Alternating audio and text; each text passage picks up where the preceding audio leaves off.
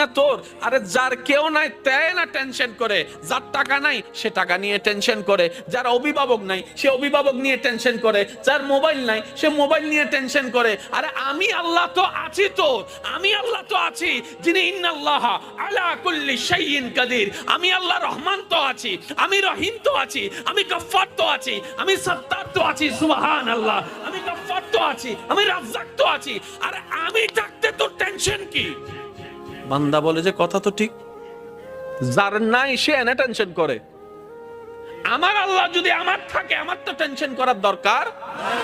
তার মানে আমি এতদিন টেনশন করেছি, আসলে আমি আমার আল্লাহকে রাখতে জানি নাই।